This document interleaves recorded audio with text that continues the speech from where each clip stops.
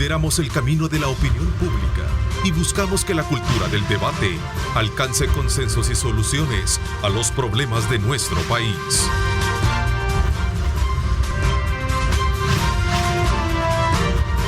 Diálogo con Ernesto López, edición especial. 6 de la mañana con 31 minutos, 6 con 31 minutos. Qué placer enorme estar con ustedes y llegar al día viernes.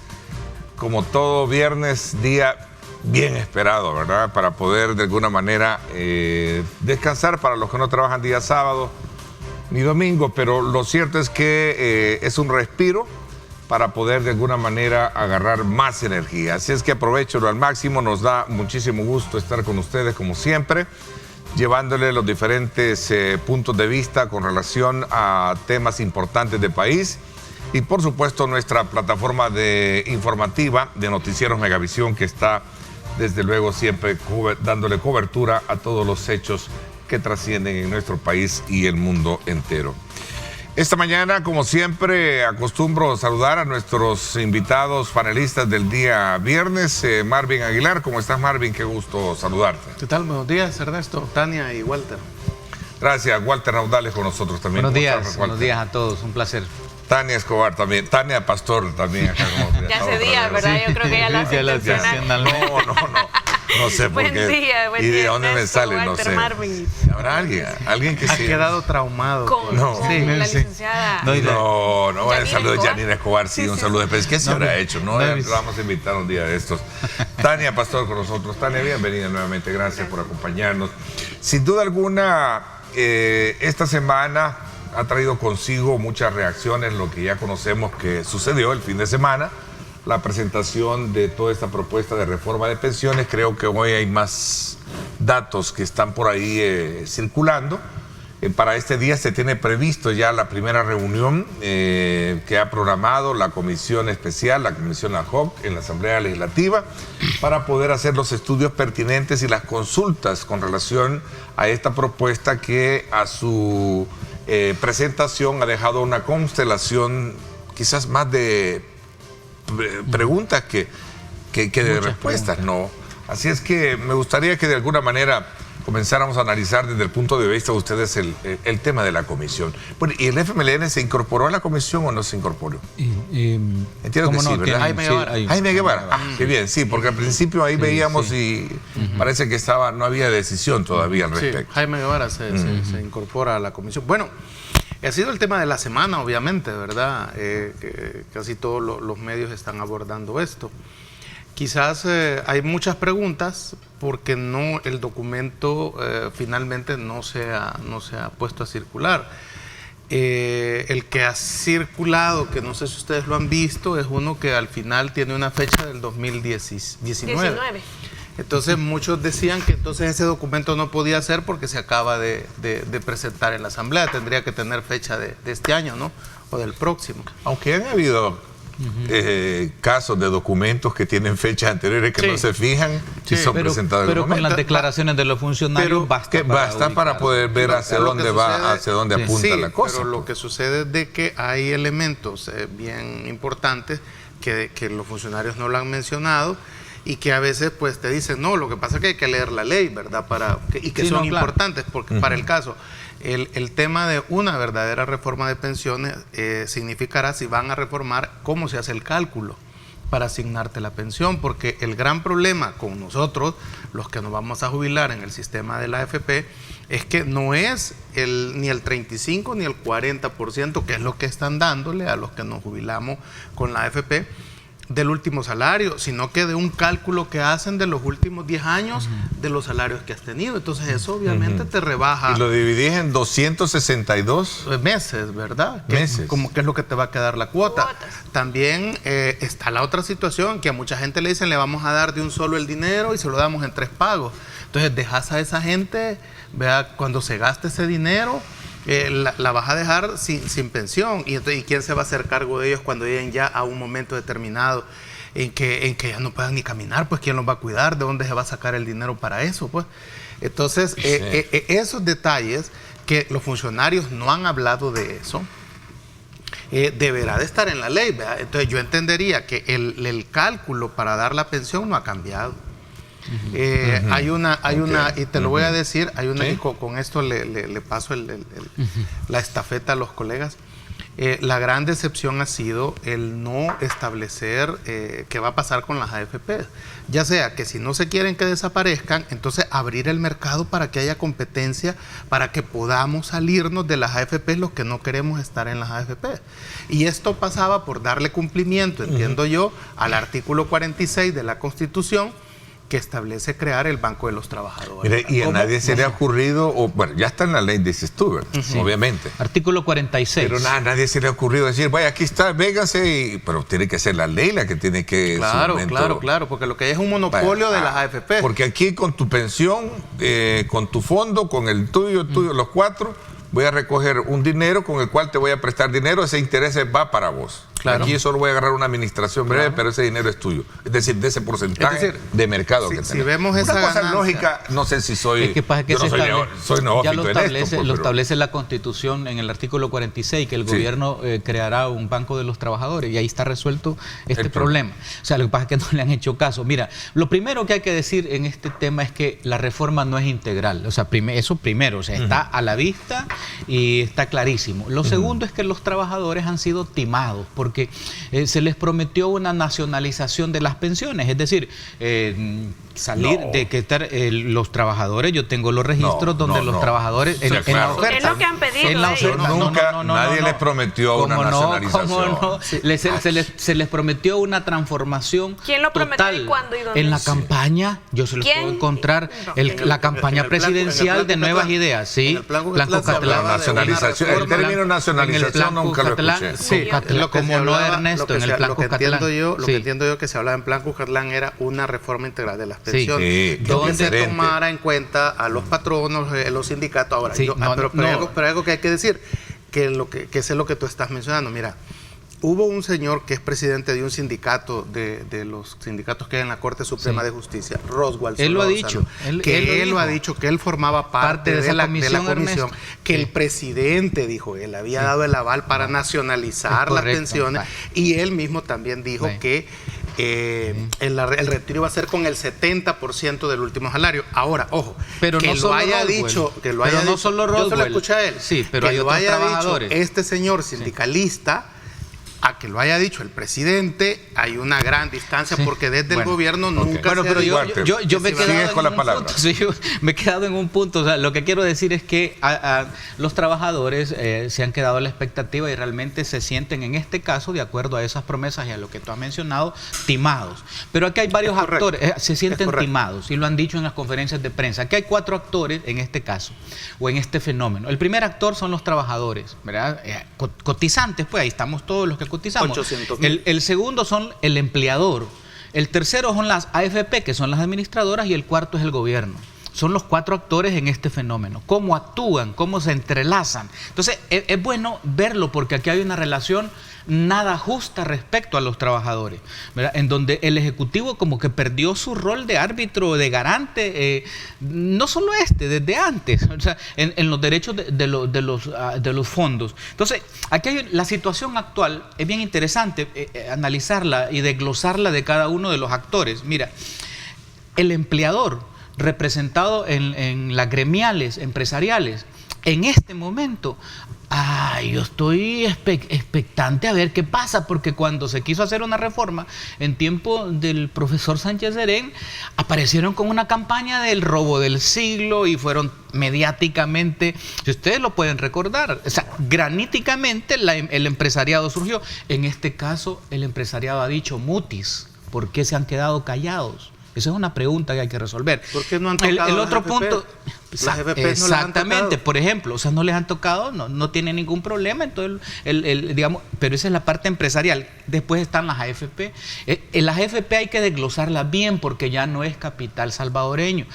Una de las AFP, ¿verdad?, es del Banco Atlántida de Honduras, de los Bueso Arias, y la otra AFP Crecer es de Colombia, ¿verdad?, de capital colombiano. Entonces las AFP no son, digamos, como un capital salvadoreño, ya está dentro de estas transnacionales, ¿verdad?, de las pensiones. Eso es importante, de la banca internacional, pues, ¿verdad? El siguiente, eso podríamos desglosarlo, no me voy a meter acá, pero el siguiente, el factor son los trabajadores. Y los trabajadores, y quiero llegar a este punto, los trabajadores esperaban una reforma profunda, no la encontraron, por eso se han sentido timados. Entonces, ¿qué es lo que pasa con los trabajadores? Y aquí quiero yo dejar planteado una parte de mi análisis. Los trabajadores han reaccionado ahorita en conferencias de prensa, en algunos comunicados, muy pocos desde luego, pero yo estoy esperando que los trabajadores se expresen en las calles. Si los trabajadores no se expresan en las calles y se quedan en esa anomia social, ¿verdad? Significa entonces que aquí va a pasar esa ley. Va a pasar esa ley. Bueno, a mí me queda claro si al final se vuelve sostenible lo que ha planteado el gobierno en estos días, no conocemos la ley. Sin embargo, a mí me quedaría claro, por ejemplo, que nunca ha sido entonces necesario fondear las pensiones del mismo fondo de las pensiones. Porque prácticamente el gobierno se está poniendo una llave a sí mismo para no tocar ese dinero, que prácticamente todas las oposiciones en este país afirmaron de forma categórica que se iba a meter mano por parte de este gobierno al fondo de las pensiones, lo cual, según lo que han dicho los oficiales del gobierno y que en esta reforma cambia, no va a ser cierto. De hecho, entonces estaban, como siempre, asustando con el petate del muerto o simplemente engañando a la población.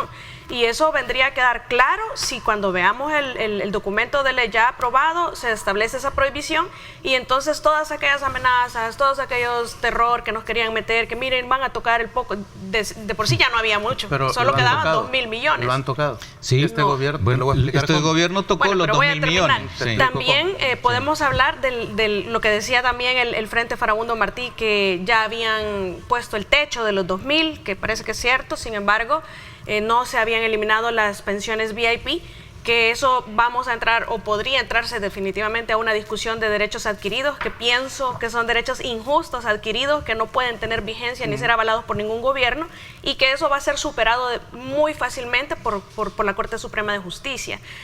También en lo del cálculo que decía Marvin, bueno, yo lo que he comprendido es que no van a haber pensiones abajo de 400, si acaso no lo han cerrado categóricamente, pero al parecer no las van a ver. Entonces lo que uno está ganando ahora siempre va a ser más el 30% y los que ya están pensionados más el 30%, a excepción de los que ya retiraron el 25%, que pienso yo que el gobierno podría hacer una revalorización en cuanto a que pueda reintegrarse ese 25%, porque para ahora parece que está cerrado definitivamente. Uno, que se pueda devolver voluntariamente para tener acceso a ese 30% adicional, y dos, que se perdonen los intereses que estas personas iban a pagar anual sobre ese 25%, porque entonces ya no van a tener un incremento del 30%, sino que del 5%, sino que van a tener un menos, quizás 15%. Entonces ya no tendría como mucho. Solo hay algo, Tania. Vamos a ver, sí han usado y el dinero del fondo de pensiones y han usado como 1.300 millones. ¿Cómo lo han usado? No lo han usado como lo sacó Arena y el FMLN mediante una reforma en la Asamblea Legislativa, sino que han puesto certificados a la venta y las AFPs los han comprado con el fondo de las pensiones. Por eso el ministro de Hacienda decía, nosotros no lo hemos usado, pero no como lo ha usado Arena y el FMLN, sino que ha sido una compra voluntaria de esos certificados. O sea, le han dado vuelta. Entonces poner en la ley que ya no los van a usar está bien, pero les permite seguir operando a través de los certificados, así como lo han hecho las AFP, por ejemplo. Entonces sí lo han tocado y han usado 1.300 millones de dólares. Sí, y bueno, en el caso que yo planteaba de estos 4 actores que eran, bueno, empleadores, las AFP administradoras, los trabajadores, me faltaba desarrollar el gobierno, y que es el administrador, el árbitro, digamos, más bien, el que debe de garantizar, pero el gobierno con esta acción ha demostrado su rostro neoliberal.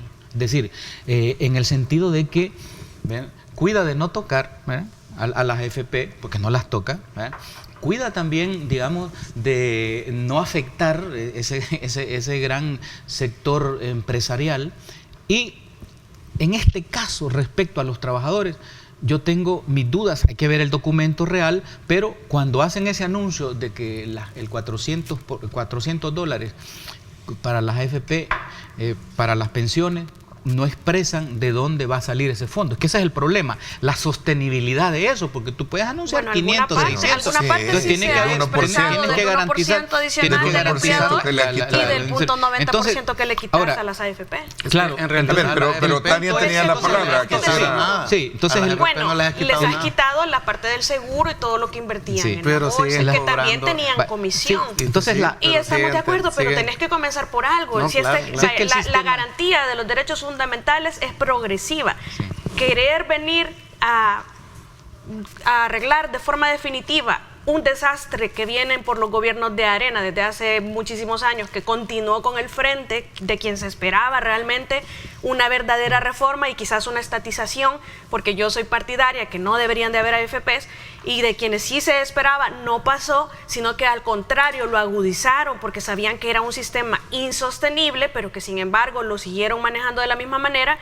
No podrás esperar que una sola reforma lo corrijas todo, pero ¿por qué sí se hizo así con el INPEP, que lo eliminaste de un solo, y hoy que estás en un problema? Porque era negocio de vamos a ordenar un poco las ideas.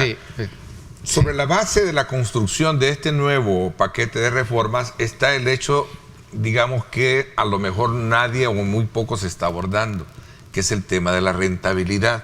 Ese fue el incremento de la rentabilidad también, claro, es que esa es la almendra de esto. ¿Cómo vas a lograr mejores rentabilidad en las pensiones? Y para eso se necesitan, según especialistas actuariales o actuarios en esto, es precisamente generando más empleo. Claro. ¿Sí? Entonces ahí como que hay una línea frágil para ver. Cuando tú lo ves, eventualmente equiparando el salario. Pero si quieren que hagan la ley y le incrementen el salario mínimo, a ver qué dicen. Miren, el elemento no está ahí. Yo les pido, eventualmente, por supuesto, y progresivamente. La almendra no está ahí, Ernesto. ¿A dónde está la almendra? La almendra está, para volverlo sostenible. La almendra está en que ese sistema de AFP está caduco, que ese sistema ya colapsó, hasta en Chile donde lo originaron, lo han quitado. Estoy muy de acuerdo. Esa es la almendra, la almendra es que el sistema ya no sirve, es decir, ya dio de suyo, ya no se sostiene. Entonces, ¿cómo vas a estar tú buscándole sostenibilidad o rentabilidad a algo que no la tiene? Porque las administradoras de pensión en su momento capitalizaron esa parte de eso. Lo que sucede es que la rentabilidad ha sido fueron solo para las 2.000, claro, 2.000, ¿cuántos fueron? 700. 2.700 millones en 10 años. Mira, 24. Ernesto, entonces, yo no sé por qué no hay una serenidad, calma, es decir, la Constitución ya lo dice, busca el artículo 46, ¿verdad? Se debe de crear un banco de los trabajadores. Así como más o menos funciona una AFP, digamos, en esa lógica, pero este banco de los trabajadores que sería de nosotros, y nosotros los que cotizamos seríamos accionistas, y este banco de trabajadores. Exacto. No, el banco de trabajadores es nuestro. O sea, es nuestro. Por eso, privado en el sentido así, pues, pero no de un banco. Entonces, ese por supuesto, con toda una reglamentación, etcétera. Y vigilancia también.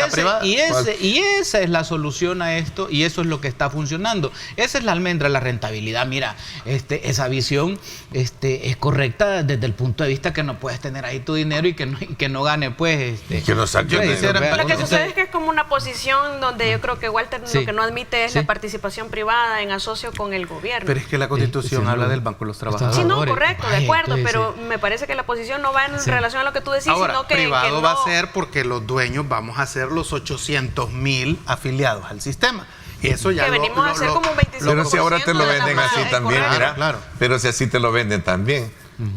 Los privados, es que nosotros no somos, nosotros administradores, los dueños son ustedes, los trabajadores. La diferencia sería que esos 2.700 millones que han ganado 48 personas, ¿verdad? Que es la cuestión, esos 2.700 lo ganaría el banco y entraría al fondo de pensiones. ¿Cuánto subiría el fondo de pensiones con esos 2.700? Lo otro significaría que si tenés el banco, por ejemplo, yo las tarjetas de crédito, el seguro del carro, para comprar el carro, para comprar la casa, prefiero hacerle el préstamo a mi banco, para que esos intereses los ganen. Y esa es la simple lógica. Yo quisiera agregar también. No se trata, perdón, tú mencionabas algo que es bien importante. Ese negocio de 2.700 millones, hacen para que maten a cualquier político que se atreva a querer nacionalizar las pensiones. Porque las AFP ya parecen cártel del narcotráfico, que nadie se quiere meter con ellos. Tampoco así tan peyorativo. Mira, yo creo que hay que ser responsable en esto. No, de acuerdo, ¿por qué no las tocan? Pues, porque nadie las quiere tocar. Mira, lo que pasa es que hay intereses, como tú dices. Esos intereses son de 2.700 pero tan peyorativamente hablando como eso. Y como Ernesto, le están robando a la gente, le están dando pensiones de hambre, ¿y cómo le puedes llamar a eso? De acuerdo, pero para eso hay que cambiar la ley, por eso es que... Pero nadie quiere. Habría que quitarle más comisión. Pero nadie quiere. Tomate un buen sorbo de café rico. De don Samuel, gracias. No fuera por don Samuel. Mira, yo quiero agregar un elemento importante para el ciudadano migueleño, don Samuel y doña Leila. Yo quiero agregar un elemento en el debate, porque en otro programa donde estuve alguien me cuestionaba, no, pero es que mire, y esas pensiones VIP, y empezó a decirme, va, y aquí las van a bajar. Mire, yo diría que el gobierno, que tiene todo el poder ahorita, ¿y por qué no la revela, pues? ¿Sabe con quién se van a ir a encontrar ahí? Se va a espantar este país. Claro. Generales, sí. Coroneles, grandes empresarios, que lo hagan, pues. ¿Y por qué no la revelan? Pues revelen el nombre, vamos a ver. Sí, yo creo que tenemos, revelen la VIP. Son 648, creo. Me faltaron otros personajitos por ahí. Me faltaron otros personajitos por ahí. Exdiputados, políticos, ¿verdad? Muchos, reconocidos que están ahí, porque no la hacen pública, pues. Fíjate que cuando tuviste al ministro de Trabajo aquí, que él fue el que soltó eso por primera vez, ¿verdad? Hay que contar bien esa cuestión, ¿verdad? Es decir, primero, ¿quién hizo eso? Fue en el gobierno de Paco Flores. Y de Saca. ¿Por qué? Y después de Saca. Pero comenzaron. Pero permítame terminar. Sí. O sea, fue Paco Flores el que, por arreglar votaciones en la Asamblea Legislativa, correcto, dijeron, miren, aquí podemos arreglar esto, e hicieron un préstamo para financiar esas pensiones VIP. Después se acabó el dinero del préstamo y vino Saca, y ahí crearon el decreto 100. Y ahí ya dijeron, miren, ya no vamos a hacer préstamos, sino que vamos a pasar estas VIP al fondo de pensiones. Y ahí te vas a encontrar que hay pensiones de 6 cifras. O sea, es que cuando se habla de los políticos, que está bien, pero hay empresarios, pero yo lo que digo es que los de la élite que tienen empresarios de 6 cifras, que tienen $6,000, $7,000, que tienen, digamos, buenos salarios en la empresa privada. 6 cifras está hablando que pasa a los 100,000. No, estamos hablando de 10,000, 15,000, 20,000, 25,000. Son los nombres que también reveló de la mesa digna Patricia Pineda. Entonces el punto es que esas pensiones de empresarios con salarios de la empresa privada, que tú sabes que son, ahora yo quiero poner también, cuando el FMLN les pone techo, valor de reclamar algún derecho adquirido, cuando el FMLN les pone el techo de 2,000, dice, ya no van a haber pensiones de 6 cifras. Pero a partir de ahora en adelante, o sea, para atrás quedaba todo igual. El problema de esta ley, y no lo dijo el ministro Castro cuando lo tuvo aquí, Ernesto, es de que se van a eliminar. Se pone un techo de 3,000, o sea, se sube, porque era de 2,000 y la suben a 3,000. Pero ya nadie va a ganar de esas 6 cifras. Va a ganar 10,000, 15,000. O sea, los van a bajar a 3. Los van a bajar a 3. Ahí hay, no, eso no lo dijo el ministro Castro. ¿Cómo no? El techo será a partir de hoy. A partir de hoy no va a ser retroactivo. Es que ese es el punto, Ernesto. ¿Cómo retroactivo? Los que ya están ganando para atrás. Yo sí he entendido que no van a existir. Yo he entendido que van a partir de hoy.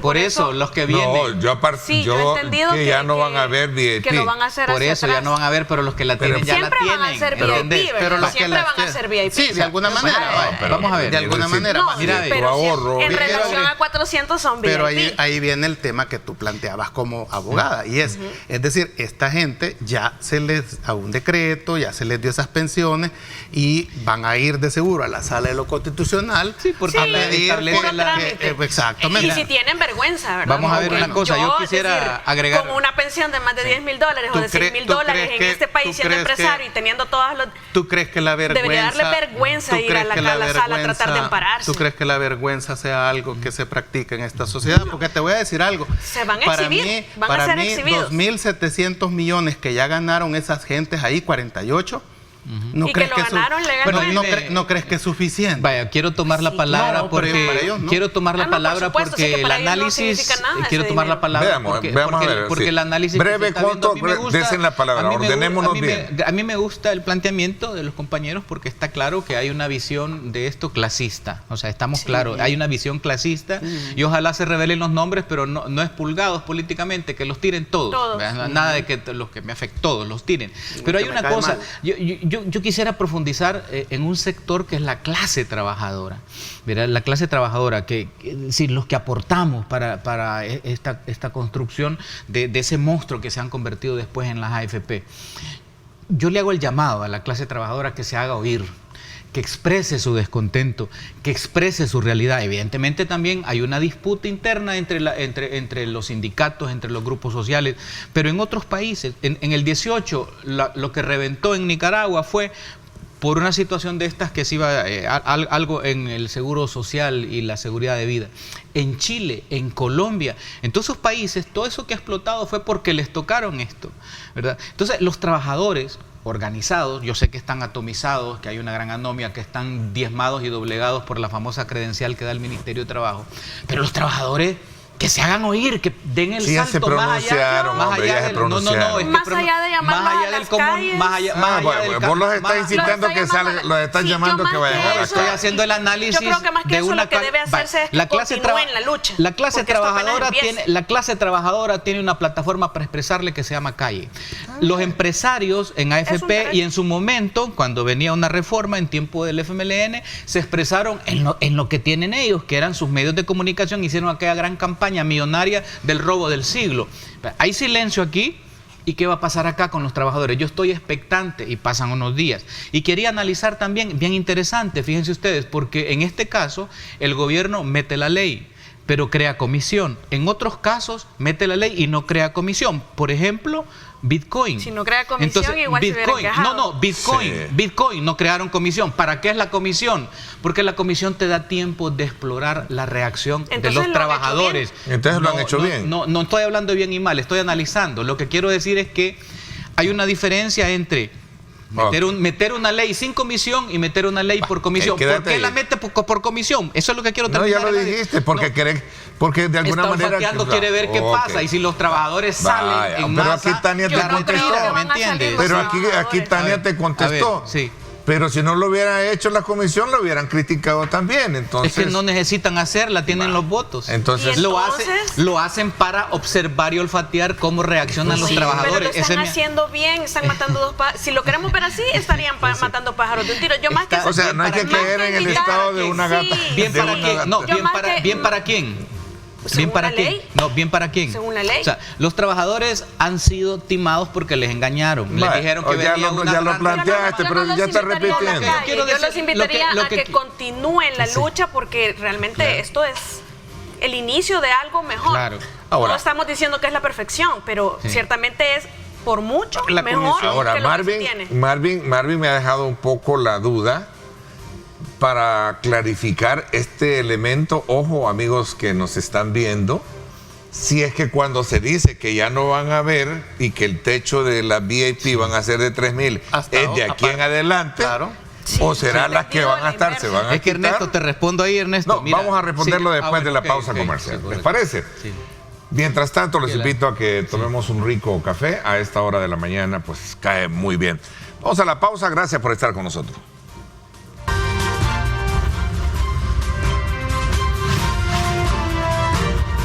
Diálogo con Ernesto López, edición especial. Bueno, gracias nuevamente. Vamos a ver. Tengo acá un mensaje de Paul Steiner. Gracias, Paul. Siempre está pendiente. Paul es el presidente de CONAMIP. Siempre está pendiente. Y este es un tema que Paul lo maneja muchísimo porque él conoce muchas de estas áreas que tienen que ver con el tema económico. Buenos días, Ernesto. Saluda a tus panelistas. Que bueno, es importante reconocer que una de las prioridades en esta reforma es corregir un daño causado por la reforma del 2017. Y creo que eso se ha logrado. Al mismo tiempo se ha reforzado un poco el modelo del sistema. Aún así será necesaria una reforma verdaderamente integral que amplíe los cotizantes y que reestructure los fondos de inversión, que es el tema que yo te decía, que con eso logras elevar a la categoría de rentabilidad, porque el problema es rentabilidad de tu fondo. Lo importante es que Steiner dice ahí que esta no es integral, está diciendo se necesitará otra integral, o sea que esta no es, va en contra de lo que me dice imagino la que eso va a ser porque la campaña gubernamental dice que es integral. Pero puede entonces ser progresivo, todavía les queda. Mira, y la comisión va a tener a bien, entendería yo que ahí tienen buena gente, ahí tienen buenos elementos para poder ampliar esto. Bueno, mira, lo que sucede con el tema que quedó pendiente es que en la Constitución se establece la no retroactividad con base a un principio salvo el material del público y además sobre la argumentación de que son derechos adquiridos. Por eso, Ernesto, es que cuando te hablan de que ya no va a haber de 3.000, significa de aquí para allá.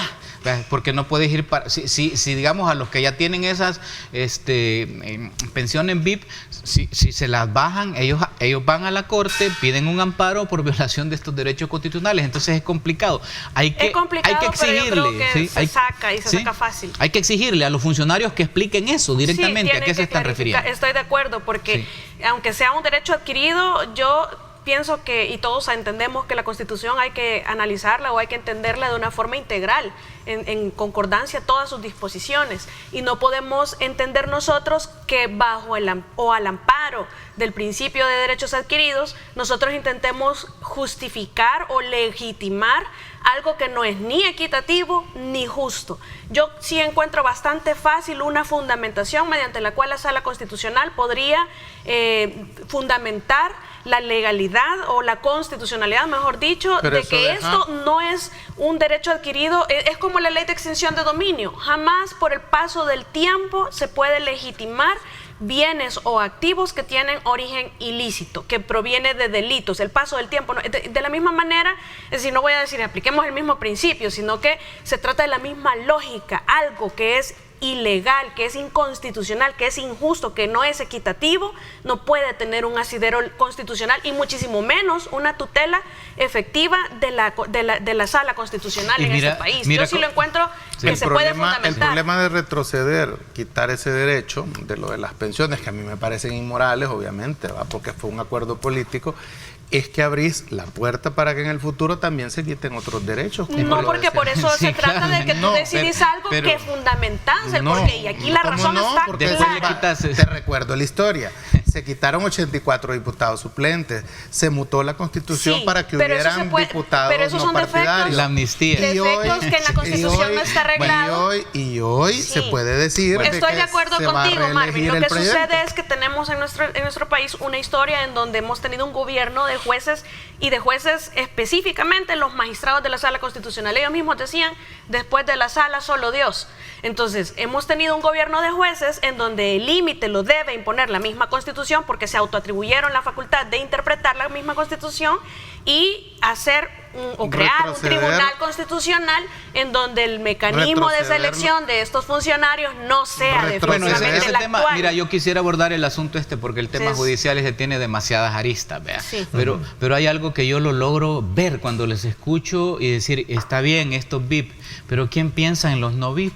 Esa cantidad de personas que están ahí con esa pensión universal, que no les han dado. ¿A 400? No, pero ahí pero eso está bien que se les lo que está de esas personas, sí, las personas que no tienen acceso, porque estamos hablando de los pensionados, los que hemos cotizado. Ese es el 75% de la población que no va a recibir nada. El 75% de la población que no tiene una pensión, que no tiene acceso, y que nunca va a tener, decir, el Estado, ¿qué hace por ellos? ¿Qué hace por estos adultos mayores? ¿Qué hace por estos ancianos que están ahí? Sí, esas son políticas que deben Entonces debería de hacerse programas. Pero no es tema de la ley en este momento. No, desde luego, no, solo estoy pensando en este sector, porque al hacer una visión, digamos, nadie habla de eso. Al hacer nadie habla de eso. Entonces eso te permite hacer un análisis desde el punto de vista clasista, porque entonces estamos realmente ante una realidad y un país donde hay verdaderas clases sociales que están en las antípodas. En la misma salud. Tenemos 3 niveles de salud. Pensiones exageradamente y tenés aquí esto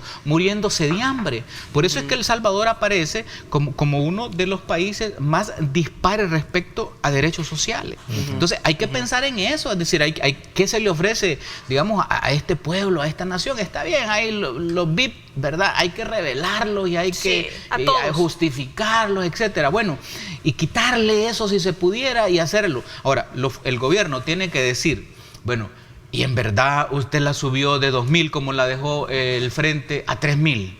¿Por qué la subió a 3.000? ¿Por qué no la deja en 2.000, pues? Porque ¿verdad? entonces estás afectando a los oficiales del ejército que se Correcto, retiran con ahí esa vamos, cantidad sobre todo a los de la naval, que es la parte del ejército que ahora tiene más privilegios en la Fuerza Armada. Ahora, pero ellos que no están normados o regidos con el ITFA y el ITFA no se ha tocado en eso.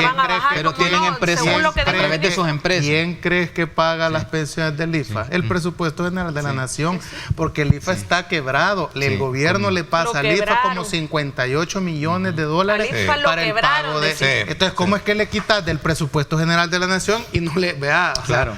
Sí, vea. La verdad es que, mira, es una, como siempre se dijo, esto era una bomba de... Es una bomba de tiempo. Sí, y sigue siendo un TNT. Y va a seguir siendo. Y es una bomba de tiempo. ¿Y por qué crees la comisión? Sigue siendo un TNT. La comisión es patriarcal. TNT, ¿va? Olfateando. Era un TNT, ¿verdad? Sí, TNT. En la guerra salieron muy... Un molotov. Mira, y en el caso de los oficiales, ellos se retiran con el 100%. Y en el caso de los de la AFP van entre el 35 y el 40%. Y los que están jubilados con el INPEP y con el Seguro Social, con el 70%. O sea, aquí hay tres tipos de pensiones. ¿Y cómo será? ¿Y cómo va a ser la de nosotros? La pensión de 400 no les haces nada. Sí, yo creo. ¿Y cómo va a ser lo de nosotros? Mira, yo quisiera ver una cosa aquí. A los empresarios. Mira, claro. esto viéndolo así en macro, esto es un pulso. Y el gobierno ahorita, digamos, en el caso de la empresa privada, dame la mano, dame la mano. Está muy este es un pulso así. Entonces, a la empresa privada, mira, a la empresa privada del gobierno. Vamos a ver, sí, ahí te lo vamos a esperar. Vamos a hacer un pulso, vamos a ver. Hizo así, mira. Tramposo. La empresa privada la doblegó ya al gobierno. Está observante los trabajadores. Está en la expectativa. Con el 1% adicional. Como nombre aquí, mira, de hecho... Si yo me recuerdo eso del robo del siglo, era una cosa que fue apabullante. Están doblegados, están divididos. ¿Cuál de todos los robos? No, porque hay, cuando se hizo la última reforma, Ernesto, pero ahora dame tú. Entonces te espera, ahora dale tú para acá y vamos a ver, entonces los trabajadores, yo soy los trabajadores, yo soy el gobierno. Entonces, claro, los trabajadores están observándolos, están viendo a ver qué pasa. ¿Va a haber marcha? No sé. A mí me parece que los trabajadores esto lo ven como un pequeño pasito y que la lucha continúa, así es que aquí no es que se terminó. Pero ¿Cómo es eso, licenciada? La lucha continúa, ¿cómo es? La frase de Chafik. Sí, la lucha continúa. Pero Chafik, don Chafik. Sí, claro, don Chafik. Ok, de acuerdo, completamente. Hay algo que de acuerdo con usted, la lucha continúa. Debe continuar, porque no es de conformarse con $400 y que los otros se los bajen a 3. Sí, yo creo que es el inicio de algo, porque sigue siendo, y es que hay una cosa, ese decreto, como dice por ahí el amigo, son privilegios a una selecta clase de ciudadanos. Pero hay que hacer público ese listado. Por supuesto, completamente de acuerdo. Pero todo. Pues venir aquí al serio, decirle a Neto, mira, es que hay una... Bueno, yo sé de algunos de tu partido. Claro. Ahí. Entonces está bien, que salgan. Entonces fulano, sutano, mengano, ¿verdad?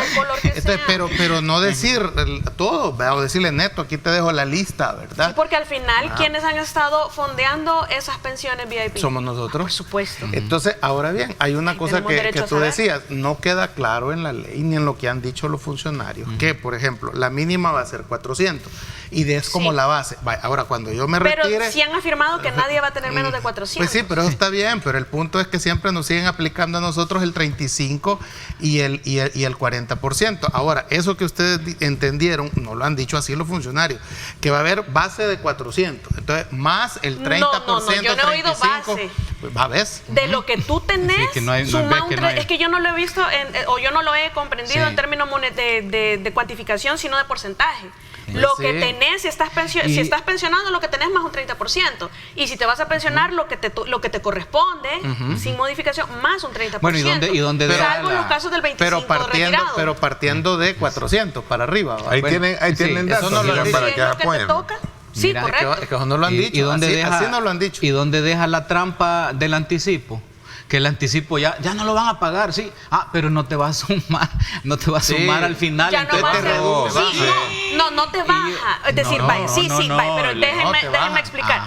No tenés un 30%, entendí yo, sino que tenés un 5%. Lo que sucede, y eso es lo que dije al inicio, es que la comisión debe reconsiderar o replantear el punto en el que anualmente había un porcentaje adicional a ese 25%. Entonces al final ya no vas a tener más 5%, sino que vas a quedar debiendo porque los intereses te han comido.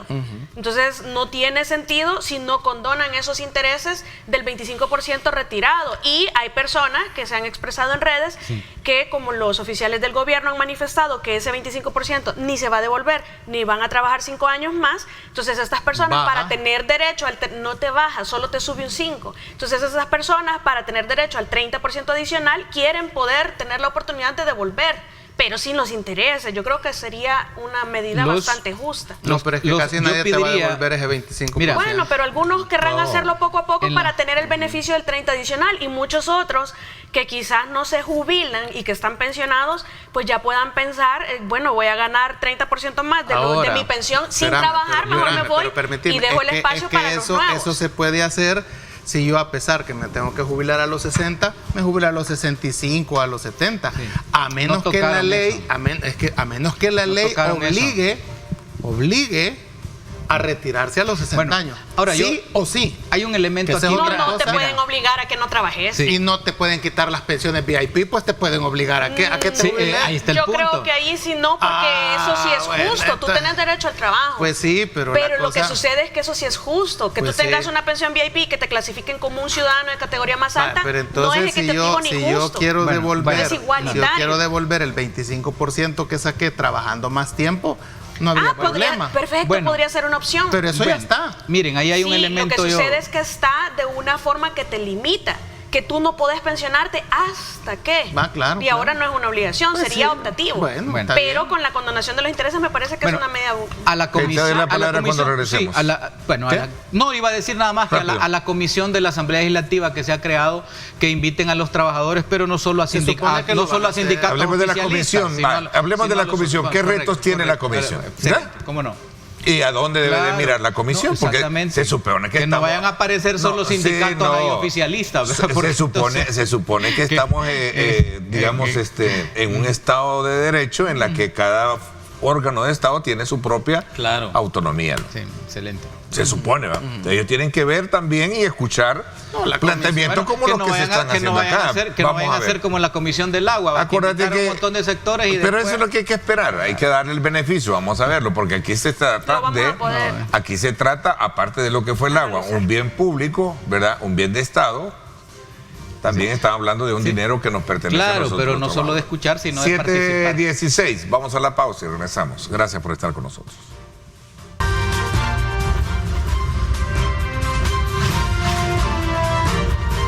Diálogo con Ernesto López, edición especial. Bueno, vamos a continuar entonces. Había que darte la palabra. Lo que quería plantear, bueno, es que ya expliqué un poco el argumento de por qué comisión en esta vez, ¿verdad? Y por qué no comisión en otros casos de trascendencia nacional como Bitcoin y otros. Hay comisión porque ellos van a ir olfateando cómo está la situación, pero evidentemente van a invitar técnicos, etcétera. Pero cuando llegue la participación de los trabajadores, bueno, evidentemente yo pido pues que inviten no solo sindicatos oficialistas, sino que también sindicatos opositores y que tienen otra visión y los escuchen, pero que aparte de escucharlos, también validen y valoren sus propuestas. ¿Y los otros partidos por qué no los invitaron o qué? ¿Qué habrá pasado con nuestro tiempo?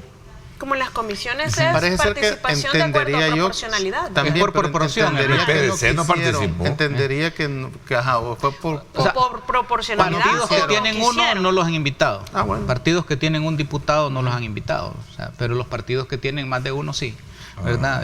Realmente se quedaron. Porque igual pueden asistir con voz, pero no con voto. Exactamente, sí. Ellos pueden asistir. Sí. Solo que sin voto. Es decir, igual está de más, o sea, ya los votos los tienen, lo que pasa es que... ¿Qué alcances a tu criterio entonces se puede llegar a tener esta... ¿Qué esperas tú de la comisión también? Así como dice Walter, me parece que es importante que estemos discutiendo el tema porque pues estamos expresando ideas que de alguna manera conocemos que es el sentir de y que pueden ser tomadas por ellos. Y que pueden ser retomadas por la comisión, es decir, el proyecto todavía está en eso, es un proyecto, es una propuesta, todavía no es ley y en la medida que todavía no sea ley se puede corregir. no se va a hacer una ley perfecta, no va a ser una ley integral, es progresivo esto, pero es un buen inicio y creo que hay detalles que todavía pueden ser mejorados antes de la autorización y que para eso está la comisión y que ojalá que sea bastante plural en el sentido de invitar a todos los interesados, especialmente los afectados, ¿verdad? Ahora deberían de compartirla. Yo no entiendo por qué esa digamos, estrategia, no sé, o comportamiento, porque vaya, aquí está la propuesta de ley, aquí está y se comparte con los ciudadanos a través de redes ahora y empezamos a poder estudiarla y empezamos a poder debatirla y es importante para que las comisiones o las instituciones, me imagino que van a invitar instituciones especializadas en esto, puedan tener también mayor debate. Hoy se instala a las 10 de la mañana, al parecer, ¿verdad? Entonces ya en ese momento pues va a ser de conocimiento de todos los partidos y yo creo que ya ahí nos va a llegar a nosotros. Bueno, que podría ser, pero también tenemos como nosotros esa obligación moral como ciudadanos, digamos, informados y ciudadanos críticos, a estudiarla, a hacer nuestras ideas y propuestas y buscar pues por dónde también algún tipo de incidir o al menos decir nuestro pensamiento. En el caso yo creo que con esta reforma y tanto que se habló y el presidente que un año antes dijo ya viene, yo creo que al final sale aquello que dicen de que la montaña parió un ratón, ¿verdad? Es decir, tanto y para salir con esto, bueno, esperemos a ver qué se puede hacer, si todavía se le puede hacer algún tipo de incidencia en la comisión o no, ¿verdad? Eso es lo que hay algo que es bueno que la comisión exista porque va a permitir ese debate. Ahora, la posición del sector de trabajadores está clara en el sentido que no quieren AFP. Ahora, pero las AFP son empresas internacionales que pueden provocarle un arbitraje al país. Y después estarían hablando de expropiación y que el Estado... Ahora bien, entonces la salida es el término medio, ¿no? Es abrir el mercado. Meterle competencia. Donde nosotros podamos decidir si nos quedamos con la AFP o nos vamos con otra AFP, otro modelo de jubilación, y que hay que buscarle, obviamente, el financiamiento, ¿verdad? ¿Cómo se va a hacer eso? Y ahí está la Constitución con el Banco de los Trabajadores, que podría ser una herramienta para eso. Entonces, en el debate... demostrado está que la competencia en el mercado siempre termina lacerando a los menos desfavorecidos. Entonces, el Estado tiene que garantizar los derechos a esos desfavorecidos. Claro, a los más desfavorecidos. De acuerdo. Pero aquí hubo competencia y no hubo 5 AFP, pues se las comieron las otras. Exacto, pero porque no había la parte pública, que es donde la gente confía más, ¿no? Entonces, y tampoco ha existido Contraloría. Exactamente. Entonces, de alguna manera, creería yo que la salida es y que la comisión llegara a un acuerdo, evitando un arbitraje internacional que el país puede salir perdiendo y tampoco dejándonos a merced de las AFP, pues porque lo que va a suceder, tú planteabas algo que es cierto, mire.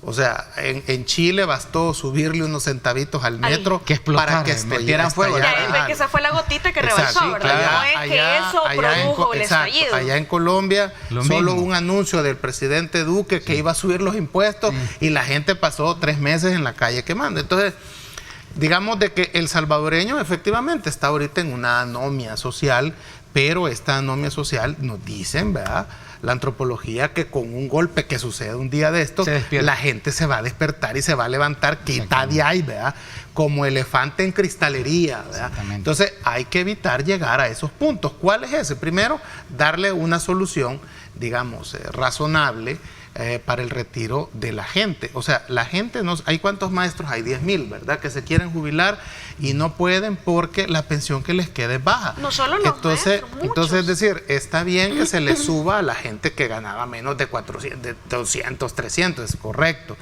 Pero la gente que gana más, ¿verdad?, cuando le decís que quizás solo te queden los 400. Pero si te gana, estás hablando de la pensión. Sí, mira, entonces pareciera que la pensión no se gana, sino si no se entiende como que está laborando todavía. Pero que la semántica no nos atrase, pero la cosa es esta. Entonces, si no le garantizás a la gente que se va a retirar un 70% del último salario, porque vuelvo a decir, de los 10 años. Esa es una trampa. Considerando que el mínimo es 365. Esa es una trampa, porque entonces lo que pero te aplican es que de los 365 donde tú haces, pero es que eso se parece, es que mira, nunca habían dicho, esos cálculos que hace la AFP. Tú has leído El Mercader de Venecia de William Shakespeare. Bueno, era un usurero. Entonces a ese tipo nunca le terminabas de pagar la deuda. Entonces, las AFP nunca en el cálculo que van a hacer van es más, la rentabilidad, cuando ellos dicen... Sí, que la rentabilidad es obscena. No, claro, has perdido, te dice la AFP. Pues sí, ellos quizás han perdido, no van a ganar 60 millones, sino que van a ganar 58 millones cada uno de ellos. Entonces, eso es obsceno, ¿va? Entonces, eso es lo que hay que resolver, porque eso va a ir generando poco a poco, ¿va? Una acumulación. Que la rentabilidad sería interesante de la proponerle. sea por lo menos equitativa a la y la del comisión fondo. debe de escuchar, me imagino, a todos los sectores, ¿va? Porque es que aquí hay también una situación complicada. Somos 800,000 afiliados al sistema. ¿Y quién nos representa a los 800,000? Mira, es que mira, ahí tiene que ser, desde mi punto de vista, tiene que ser una solución radical. Este tipo de reformitas son brochazos, no lo resuelve de raíz ese problema. Entonces, para hacer una transformación en las pensiones de raíz, tienen que abolirse las AFPs, construirse un banco de los trabajadores sobre una lógica, pero blindarlo para que el Estado no meta mano, para que nadie saque esos fondos. Pero si se hace la variante de Marvin, que haya una alternativa y que la alternativa al final la solución sea mixta. Mejor y se van todos con la alternativa, yo creo que las AFP van a ser solitas, ¿verdad? Bueno, esa es una propuesta. Y no hay necesidad y no va a haber juicio ni nada, porque se van el solos sistema de libre mercado. Y ahora hay otro elemento que yo quisiera mencionar, que es quienes nos van a representar a nosotros en esa, digamos, en esa comisión son los sindicatos, obviamente, ¿verdad? Y yo haría un llamado. Vamos a ver, los sindicatos últimamente a mí me han decepcionado mucho. Yo he visto sindicalistas que han andado con el megáfono, ¿verdad?, gritando por sus derechos, y hoy hasta le cargan la cartera y el saco al titular. Y le ponen sombrías. Y han pasado de ser unos grandes luchadores de los derechos laborales a ser peor, negreros una vez que les han dado hasta poder. No estés generalizando. No estés generalizando aquí. Pues sí, pero tampoco voy a personalizar. No, desde luego. Voy a personalizar, pero eso es preocupante. Yo creo que el sindicalismo en este país debe de aprovechar los puentes que tiene con el gobierno, si los tiene, para beneficiar y lograr buenos acuerdos que permitan la paz social, la paz laboral.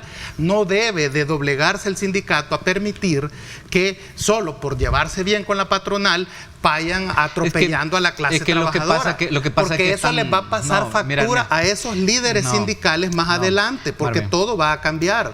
Entonces, lo que pasa es que están contra la pared. El Ministerio de Trabajo y el gobierno los tiene con un fusil enfrente, que es las credenciales. Si el Ministerio de Trabajo no le da la credencial al sindicato, el sindicato no puede recoger cuotas de sus trabajadores ni usar la cuenta bancaria de los sindicatos. Entonces los están anulando. ¿Y antes cómo hacían? ¿Y en la guerra cómo hacían? Si era ilegal tener sindicatos, estaba prohibida la huelga. No, te estoy diciendo actualmente. Entonces ahorita lo que está pasando es que los sindicatos se las han a más de 350 sindicatos que no se han doblegado ni arrodillado, les han negado la credencial. Entonces, ¿qué ha hecho digamos, el actual gobierno? Crear un montón de sindicatos para rellenar todo lo que son las comisiones internacionales, etcétera, y han aparecido un montón de sindicatos que les dicen blancos, que yo no sé por qué, pero son sindicatos, digamos, cooptados, ¿verdad? Que hay de todo. Entonces, lo que tiene, desde mi punto de vista, es que tienen que levantar una bandera común. Y ojalá esta situación uniera a todos. Uniera a todos. Exactamente. Y no se trata de ir a chocar con el gobierno, ¿verdad? Sino que se trata de negociar para que haya una salida en la que todos estemos, o sea, es que es increíble. Pero ya dijeron que esta no les parece. No, bueno, por eso mismo la comisión, eso está bueno que la comisión se reúna y como decía, ¿quién nos va a representar a los 800,000 que somos parte del sistema? Pues básicamente son los sindicatos los que van a ir a negociar. Hay sindicatos y hay organismos tambiy sociales de trabajo, que se llaman fuerzas sociales, y no solamente. Fíjate que también se va a dar otro problema, que de hecho ya está sucediendo, se me había pasado por alto esto, desde la pandemia prácticamente, y esto ya no tiene nada que ver con la ley, pero son abusos que van a tener que ser controlados. Desde la pandemia está sucediendo que tú sos un empleado permanente de una compañía, pero lo que te están dando son contratos de prestación de servicios. Entonces lo que se está evadiendo son las prestaciones laborales para los que son realmente empleados, pero que están bajo la categoría de de servicios profesionales. Eso se llama flexibilización laboral. Claro. Y por eso no, cuando es un abuso.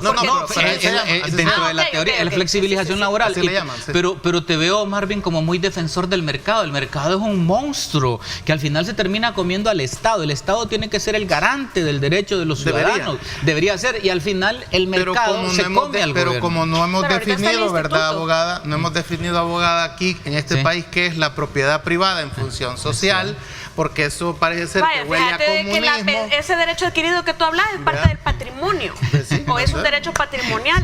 La gente, mira, hay una cuestión, cuando tú le preguntas a los gobiernos que han estado, ¿por qué no cambiaron el sistema? ¿O por qué apoyaron un determinado sistema? Es porque te dicen que la gente quiere ese sistema.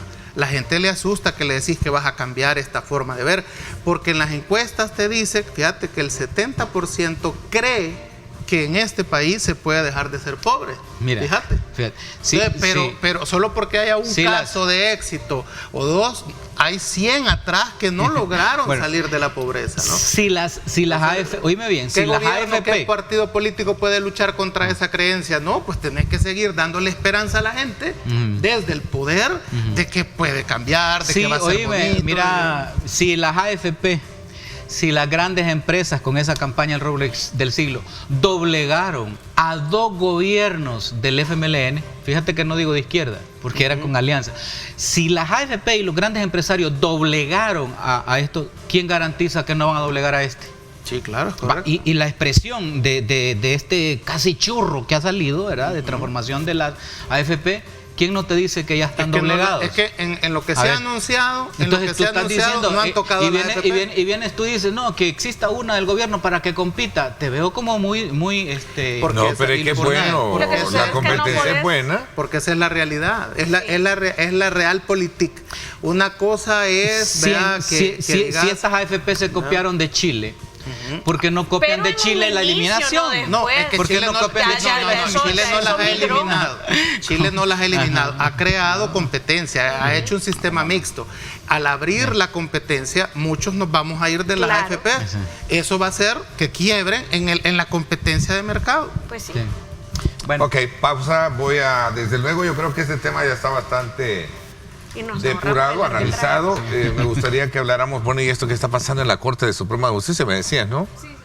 Pero ya se hicieron las aclaraciones pertinentes, hay un comunicado. Sí, hablemos lo que sucede es que el derecho de respuesta, bueno, sí. Vamos a la pausa, gracias por estar con nosotros.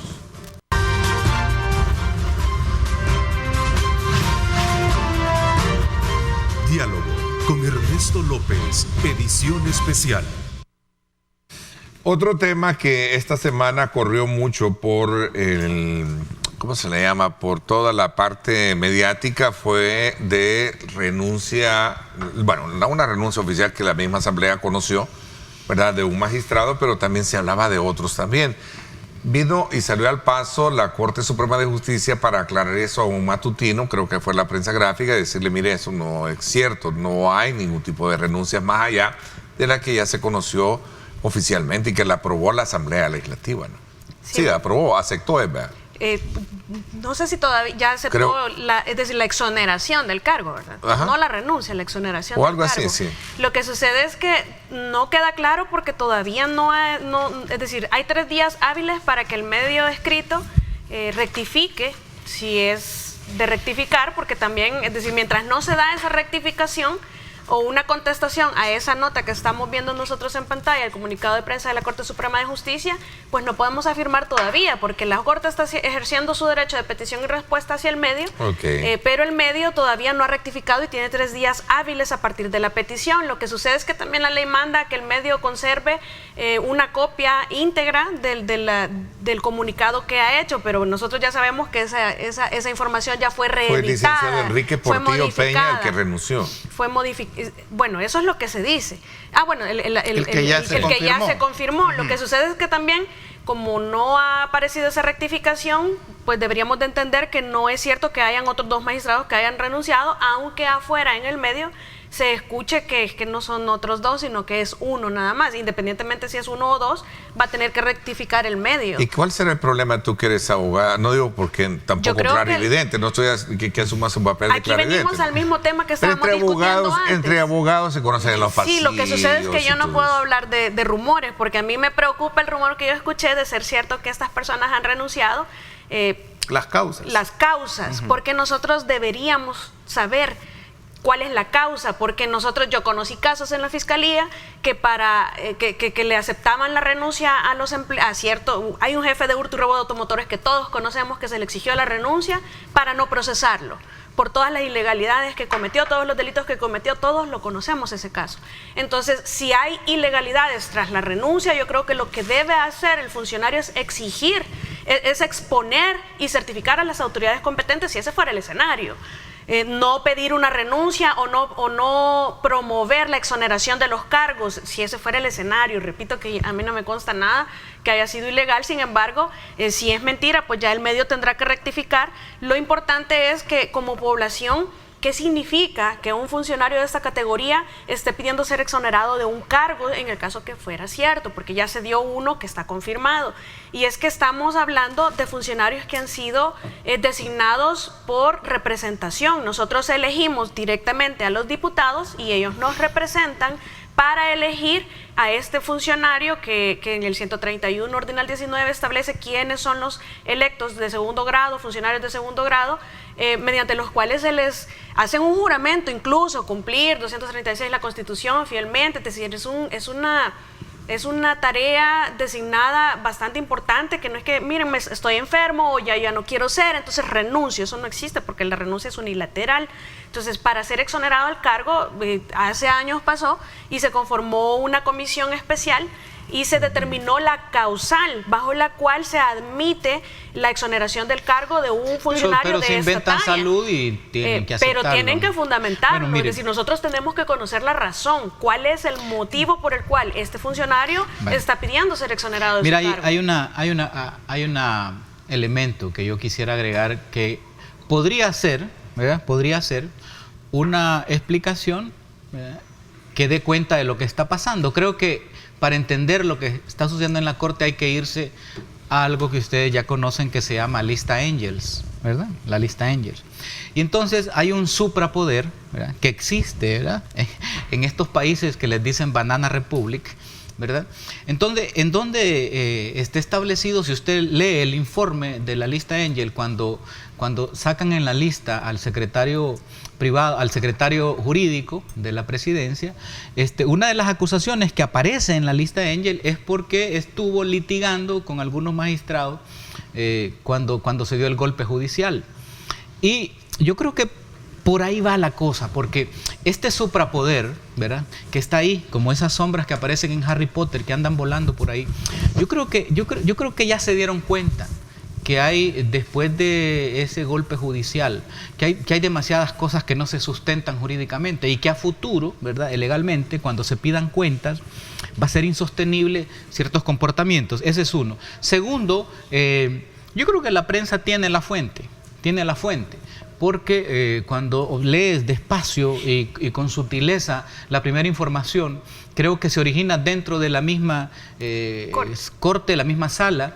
Incluso hay unas menciones interesantes. Yo creo que sí la tienen y creo que sí van a haber como más bajas dentro del órgano judicial. Es decir, pero lo que está de fondo es decir, yo me retiro a tiempo, pues, de lo que venga. Porque, pero esa es una especulación, por eso es importante es un análisis que yo le estoy dando porque en el pero informe... Pero no es lo que sabemos que esté pasando. En el Entonces, informe... por eso necesitamos saber cuál es la causa. Pero ahorita no se va a ver, pero después cuando aparezcan nuevas listas Angel, ahí va a ver usted que va a aparecer, por ejemplo, este tipo de situaciones. Porque lo que está pasando es cómo otros órganos del Estado inciden en este órgano del Estado que se supone que es independiente. Entonces, ese es básicamente la cuestión de fondo. La independencia judicial es la que está cuestionada ahí. Eso es lo que yo creo. Hay mucho rumor, ¿verdad?, de lo que hemos sabido, más que certeza, ¿verdad?, y lo cual desde el análisis es complicado. Uno puede tener sus, digamos, ¿verdad?, sus ideas de lo que está pasando, ¿verdad?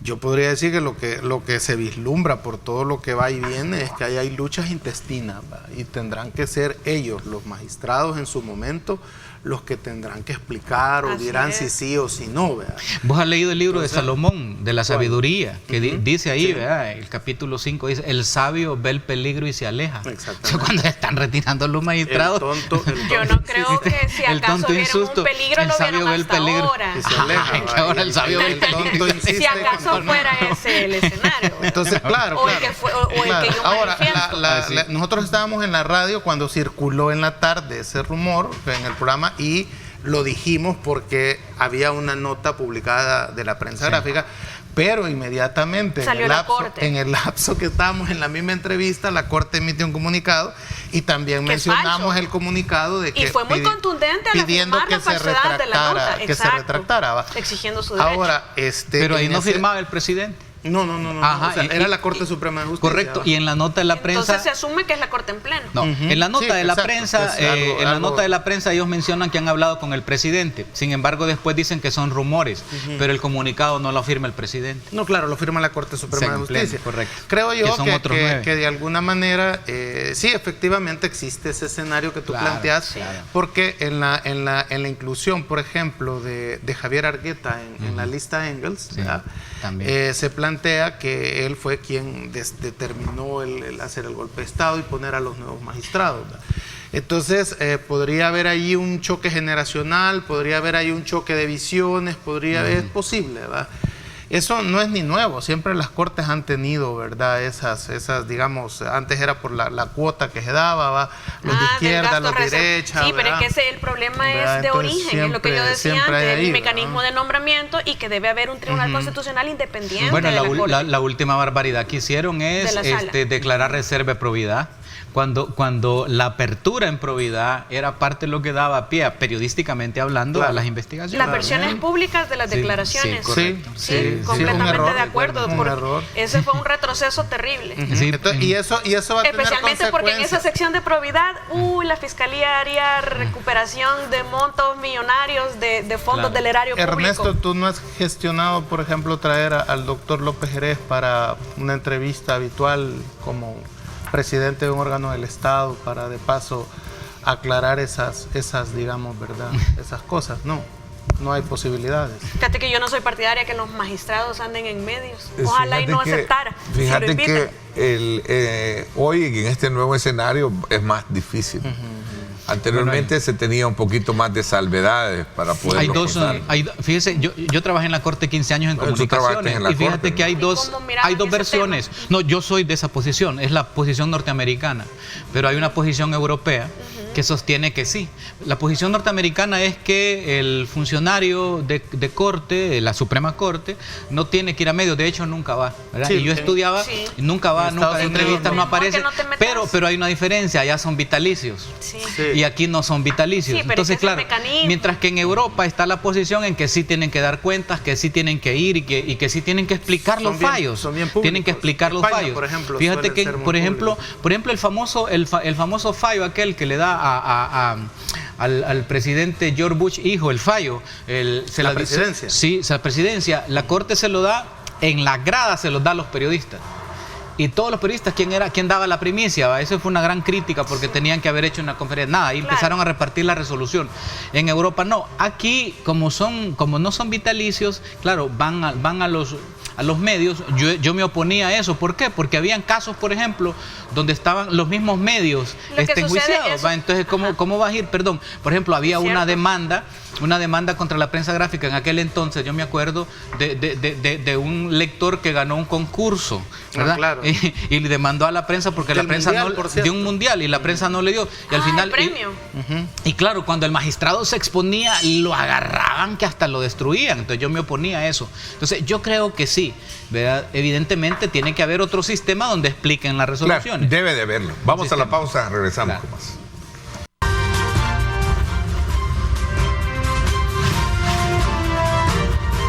Diálogo con Ernesto López, edición especial.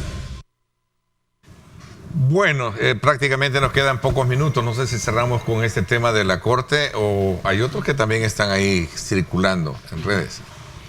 ¿Cuál? Bueno, mira, yo quisiera mencionar algo también que me parece a mí una barbaridad. Los bienes una barbaridad, porque todo eso que han divulgado de los bienes de Sánchez Serén no es cierto, ¿verdad? Yo trabajé con él y te puedo dar fe que ese hombre no tiene ni una propiedad. Y la casa de la eso es de un yerno lejano, o sea, no tiene nada que ver con él. Además, le han embargado una cuenta donde lo que tiene depositada es su pensión de profesor. Y si alguien no tocó nada en este país, es el profesor Sánchez Serén. Se le hizo una investigación como vicepresidente y fue eximido de eso. Fue declarado que no tocó ni un centavo. Me parece que es una guerra política, ¿verdad? Una persecución legal como se está haciendo normalmente en muchos de los países, ¿verdad? Como se persiguió a Lula, como se persigue. Los gastos, no sé, pero lo que quiero decir lo que quiero decir yo es que esa acusación de que estas casas y esa falta de rigurosidad periodística y fíjate qué importante, porque hay una portada muy buena ahora en la prensa que dice, incautan bienes ligados a el expresidente. Ese es correcto, ese titular. Y hubo un rechazo de él también a través de un comunicado. Y él lo rechaza en un comunicado. Pero él sí puede, es decir, él es una persona afectada según la ley de extensión de dominio y deberá aprobar la procedencia de los fondos con los que adquirió esa vivienda. Es que ahora por una media vinculación, pero tienes que probar y decir, mire, esto no tiene nada que ver. Es la historia de todo el mundo.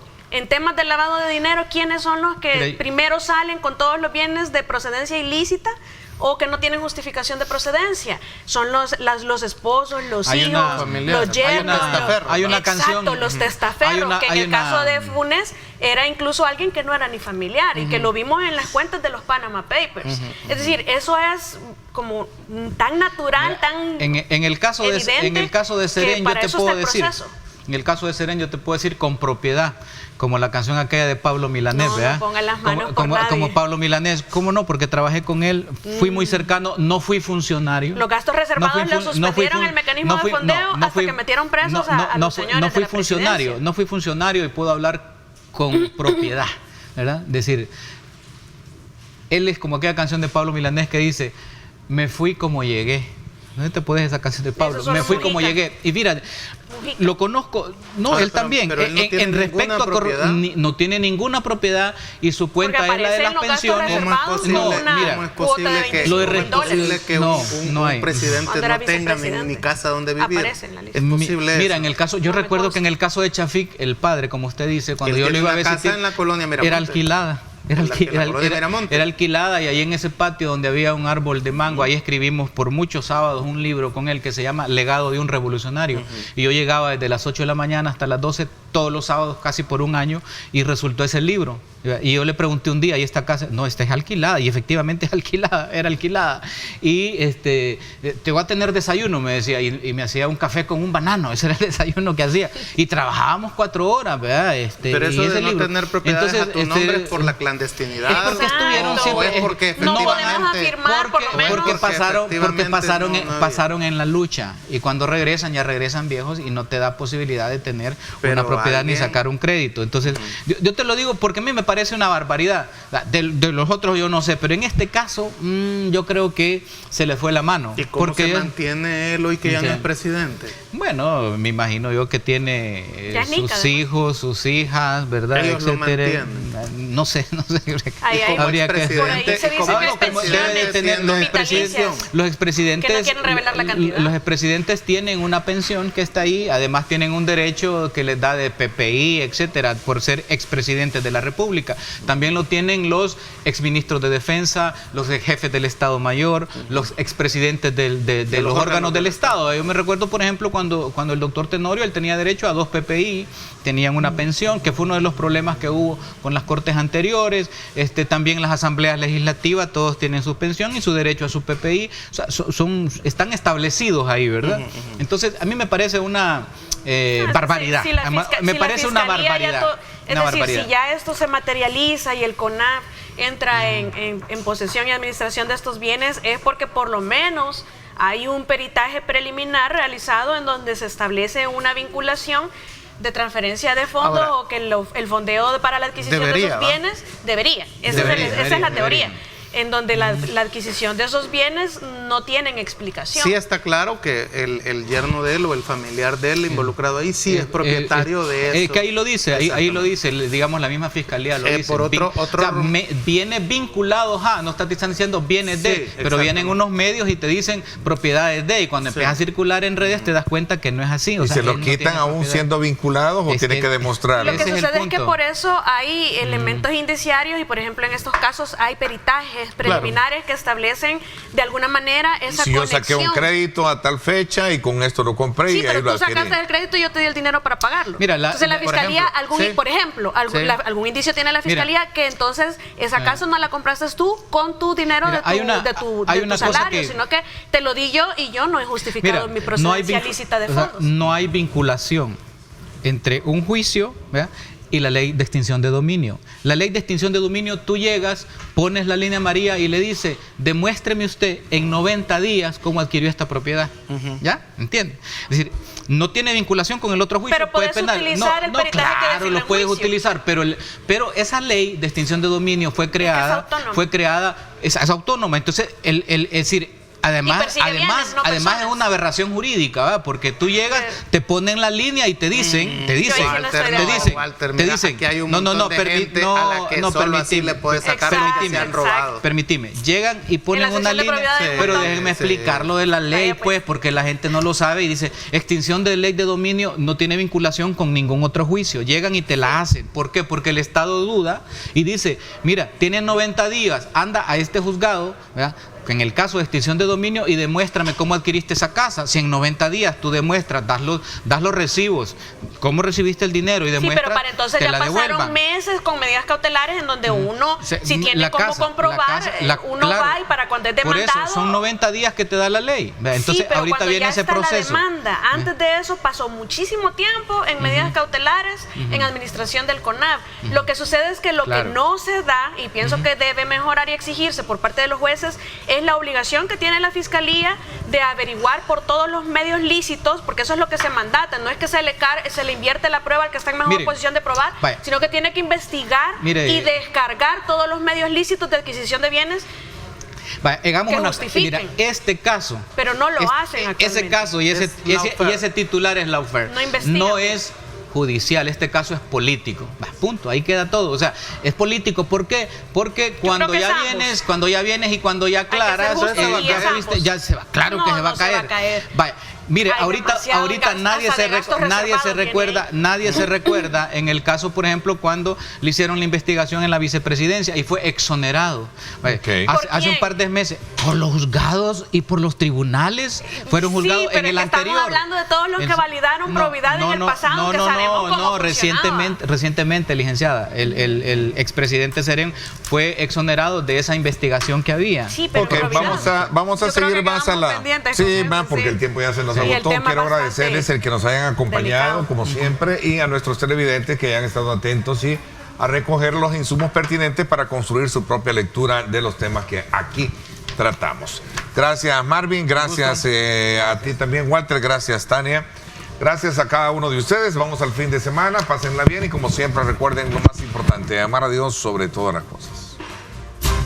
Lideramos el camino de la opinión pública y buscamos que la cultura del debate alcance consensos y soluciones a los problemas de nuestro país.